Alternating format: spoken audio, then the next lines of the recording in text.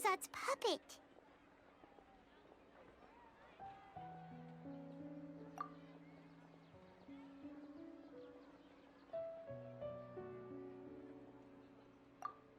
Traveler? You must be exhausted. Come to think of it, we've been stuck in this place for a really, really long time. Heck, even the last time we were chatting happily with Dunyarzad feels like an eternity ago.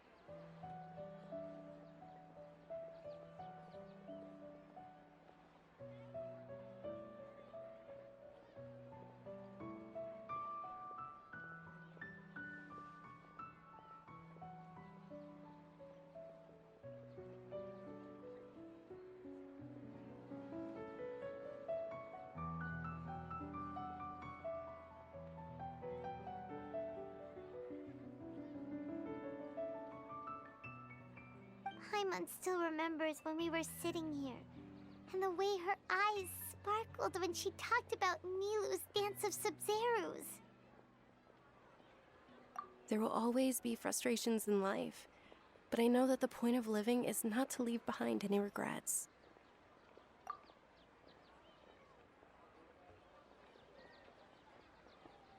That was what the real Dunyarzad said, wasn't it? Does that mean... Yes, Traveler. What is it? Oh, so she's still just a puppet. But just now, how come... What? Where are we going this time?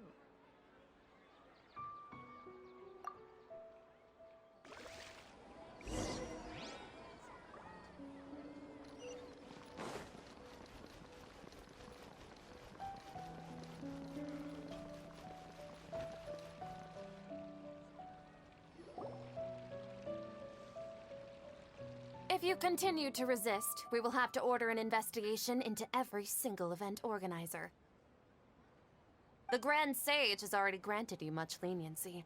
I advise that you exercise tact. How did things turn out like this?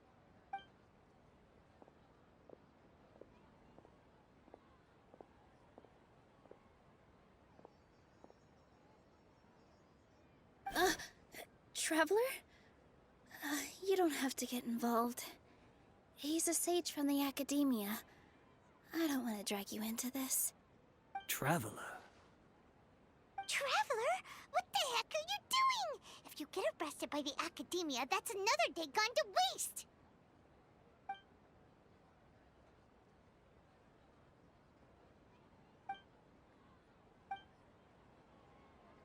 Wait, they're not reacting! Have they been scared stiff? Oh, of course! If this is the sage's plan, they wouldn't put themselves through this! So they're just substitutes! What is this? What happened to the Grand Sage and his entourage?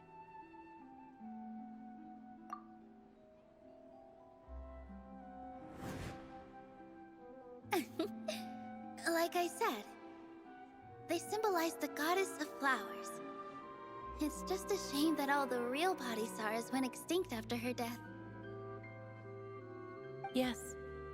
The Greater Lord brought forth new Padisaras in memory of the goddess of flowers. But she ultimately could never truly replicate that beautiful shade of purple.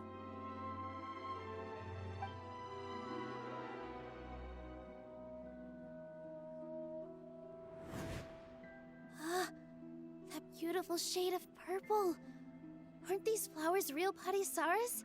Just like the ones from the legend? I didn't even notice. Dunyarzad, did you find these? But didn't you just say all the real flowers went extinct after the goddess of flowers passed away? So, how? Yeah. What's going on here? Huh? You guys are acting weird. But okay, I'll try.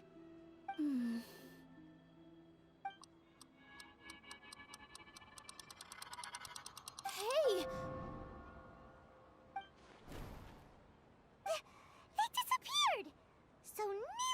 CorruptedGhost! What a surprise! Purple Padisaras don't exist in the real world anymore. But in Nilu's subconscious, they can appear as decorations on the stage. It's just like the example Nahida told us. People assumed there will be food on a plate, and Nilu assumed there would be real Padisaras in the flower pots. So when you saw the flowers, you instantly knew it was Nilu? But if we want to end the samsara, we need the host to become aware that they're dreaming. How should we make Nilu realize that? Am I dreaming? Huh? So I'm right. Is this Lesser Lord Kusanali responding to our celebration of the Sabzeruz festival? Wrong guess, but you aren't completely wrong either. The point is, what made you think this is a dream? As far as you know, people in Sumeru don't dream, right? Yeah, but have you heard the tale of the first sage? To prevent a calamity, he went on a journey to find the Dendro Archon. Ooh, sounds familiar. Dunyarzad told us a story like that when we first arrived in Sumeru City. So it was about the first sage, huh? Yep, but in the part you heard, he hadn't become the first sage yet. There's more to the story. His piety and wisdom were acknowledged by the Dendro Archon, and she finally gave her blessing to him. All kinds of spectacular scenes appeared in front of the first sage, as if all the knowledge in the world was being painted onto a canvas right before him. He was captivated. After who knows how long, he mastered all the knowledge he could comprehend. Afterward, he said to the Dendro Archon, "I miss my parents, my wife, and my children. I've been away from home for far too long. They must be worried." The Dendro Archon smiled. The next second, the sage found himself lying in his bed, as if he had just woken up from a dream. His wife, lying next to him, said, "You're off to search for the Dendro Archon today, aren't you? Have a safe journey, my love." In the end, the first sage took care of many disasters in Sumeru City, and founded the Academia. What a happy ending. So, the first sage was dreaming ever since the beginning of the story? He never went on his journey? Yes, but his faith and determination were conveyed to the Dendro Archon, so she blessed him in the form of a dream. Paimon understands where you're coming from now. That's a really interesting connection. But I see. Well, it just so happens that today's Sabzeruz festival is almost over too.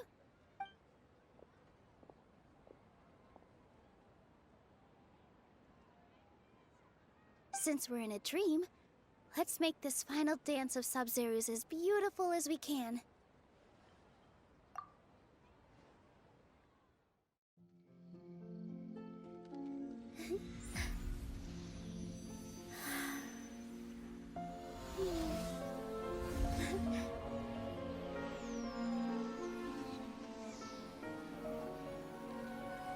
The wait is over, everyone. I dedicate this to our god, the Dance of Sabzeruz.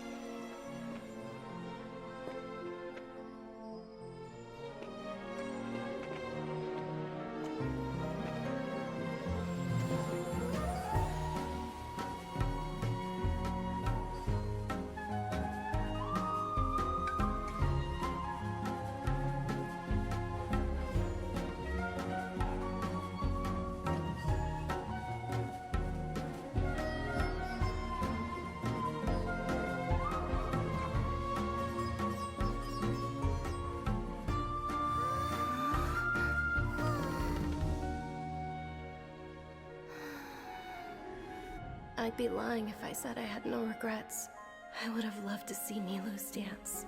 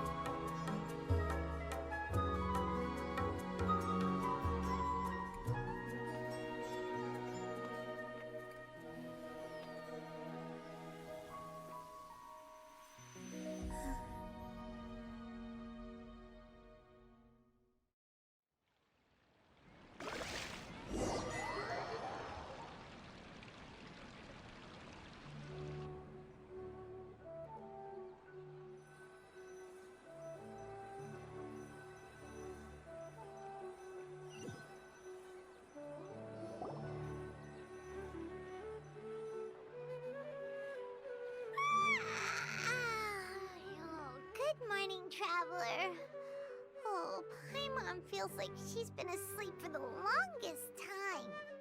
Paimon's head feels super heavy. Did we oversleep? Do you even remember going to sleep last night? Paimon thinks it was after the Sub-Zero's festival. The Sub-Zero's festival? Have we finally escaped from the Sub-Zero Samsara? Quick! Take off your Akasha terminal!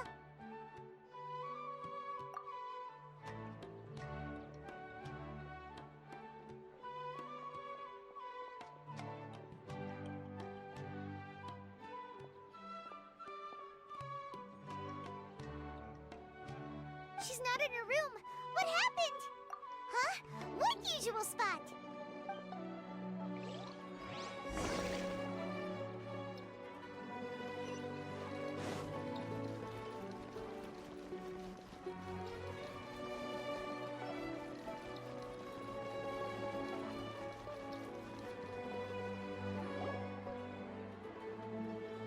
Well done, Traveler and Paimon.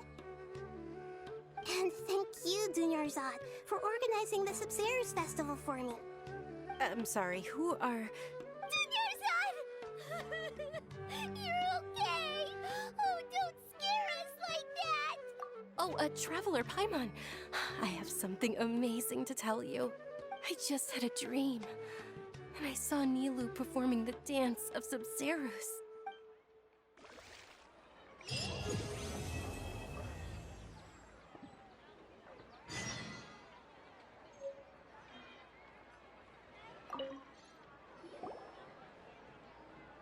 You're actually Nahida, aren't you? Paimon felt like Catherine was acting weird when we met at the Sub-Zero's festival. And Dunyarzad, did you save her? It's a really long story. We shouldn't disturb her. Her consciousness is still weakened. Let's chat somewhere else. How about by the Traveler's favorite bench?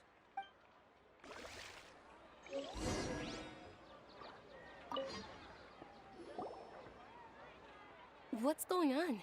Why are you two so excited to see me? Hasn't it only been a night?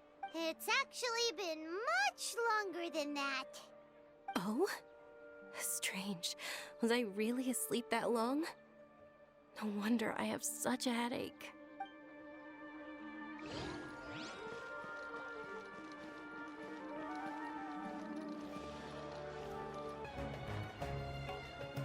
Let's talk about Dunyarzad first. It's such a relief that she's all right.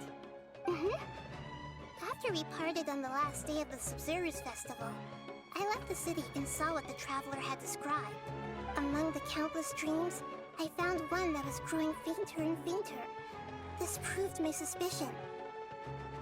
Once Dunyarzad could no longer bear the Akasha harvesting her dreams, her consciousness began to dissipate. But this also meant it escaped the Akasha's control. Such a small fragment of consciousness can't last for very long, though. It will return to its original dream, where both will gradually fade until they completely disappear. I used all the power I had to keep her dying dream alive as long as possible. But it still wouldn't have lasted for much longer if it hadn't been for you two breaking the samsara. So it looks like we did manage to save Dunyarzad in the end. And not a moment too soon. Huh? Why are you two smiling so happily? I thought you'd be so moved that you'd start crying. I need to spend more time observing human emotions. Both are fine. Everyone reacts differently. All right. You two must have a lot of other questions for me, right? After all, you saved my faithful believer. As your reward, I will answer any and all questions.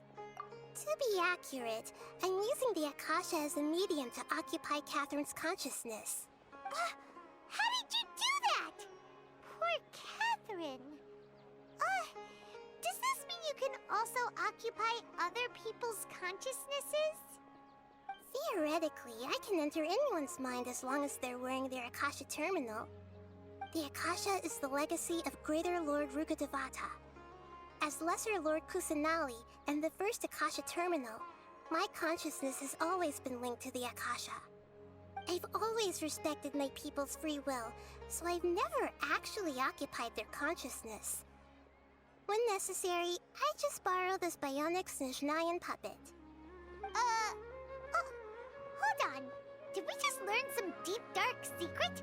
So Catherine is... No wonder Paimon felt something was off about her. What about your own body? Why do you need to borrow other people's? Don't you live in the sanctuary of Surasthana? That story begins a long time ago.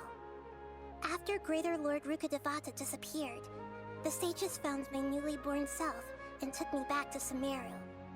At that time, I was young and weak. The sages kept me in the sanctuary of Surasthana, ostensibly for the sake of protecting me. But I've hardly heard from them since. However, I do understand that they had hoped to find Greater Lord Rukkhadevata instead of me, a symbol of her passing. So, the sages basically put their new Archon under house arrest? How dare they! Why don't you teach them a lesson, Nahida? In some ways, they aren't wrong. Greater Lord Rukkhadevata was omniscient and omnipotent. Even after her death, the Akasha is still empowering this nation. And I'm still really far away from being able to call myself the God of Wisdom. Moreover, the Academia is also more proficient at governing this country. My existence has little meaning. Yeah, you got a lot of believers. Just look at the Sub-Zero's festival. Everyone who showed up truly loves you. Thank you for the kind words. But I honestly don't need physical freedom as long as I can connect my consciousness to the Akasha. Trying to find a way to save Irminsul is my life's mission and top priority. I will work on that, and try to live up to being a deity in the meantime.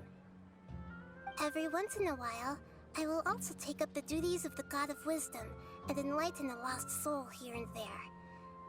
Doing all that should be enough.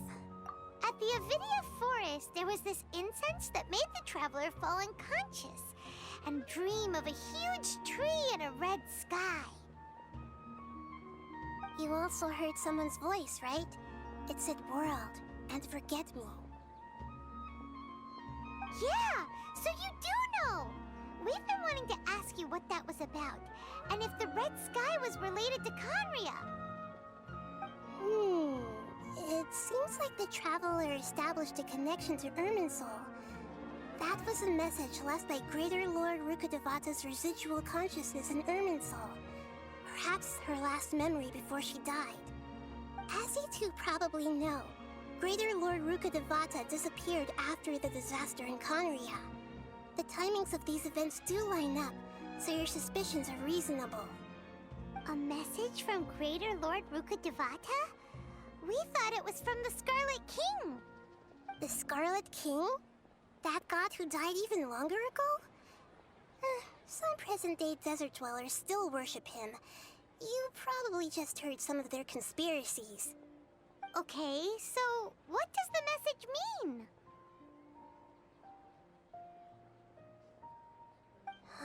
I still haven't managed to decipher it. Even the Akasha isn't currently capable of doing that. Greater Lord Rukkhadevata's residual consciousness in Irminsul seems to be contaminated with something that has a very dangerous aura to it. Many devoted scholars go mad as soon as they connect their consciousness. I've warned the Academia about this many times, but people still keep falling victim to it. But I believe this is the key to saving Irminsul. That's why I've kept trying to decipher it. So the tree in the vision was Irminsul? Oh, Tighnari also said that Irminsul is sick! Is it because of the contaminated consciousness? But even if you can't figure out what that vision was all about, it seems like our search for you was all in vain. The Traveler wasn't affected after coming in contact with that consciousness. I've never seen anyone like that. With you here, we may have a chance at deciphering it. No, we must decipher its secrets. I've already eliminated all other factors that might affect Irminsul. This is the only one left.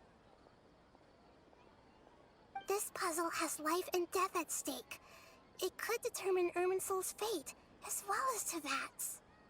There's never been any big problems with the Academia's governance of Sumeru. This is the first time I've seen them step out of line.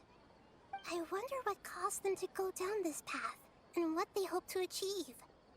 Even though the city's residents haven't noticed anything strange, if the Traveler hadn't broken the Sub-Zero's samsara, the situation could have become dire. I tried to do some investigating in the Akasha, but I couldn't find anything suspicious. And all the people of interest seem to purposely avoid wearing their Akasha terminals. I think they're deliberately trying to hide something. Oh, that reminds Paimon. In Gandharvaville, there was a sage who had invited Tainari to join some kind of project. Could it be related? Regardless, I need to first investigate the sage's motives, make things right, and punish them if needed. But I'll have to be discreet, or they'll see me coming. You mean how the Akasha stops you from having dreams? Yeah, it's been such a long time. No one's noticed something's up? It's not that no one noticed. It's more like no one cared. Ultimately, it's all rooted in the sage's misdirection. Misdirection? The sage has convinced everyone to believe that being unable to dream is a sign of rationality and wisdom. Not dreaming is a badge of honor in Sumeru. Even if the truth is that their dreams are being reaped by the Akasha. With their propaganda in place, the sages can maximize their use of the Akasha to facilitate their research. Besides, Greater Lord Rukkhadevata must have created the Akasha in the hopes that it could be used to its full potential. That's why I've never come out strongly against this. Anyway, the perspective advocated by the sages drowned out any voices of doubt. By now, even those who never use Akasha terminals find it too shameful and embarrassing to talk about their dreams.